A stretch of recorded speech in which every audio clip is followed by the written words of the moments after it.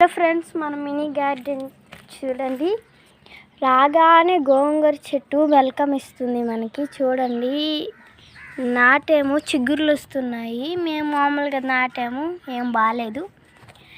And చిక్కుడుకాయ మొక్కలండి, మామూలు చిక్కుడుకాయలు ఉంటాయి కదా, పొడుగు చిక్కుడుకాయలు. ఇంకా అప్పుడు నాటాము, అందుకే ఏమీ అర్థం కావట్లేదు మీకు.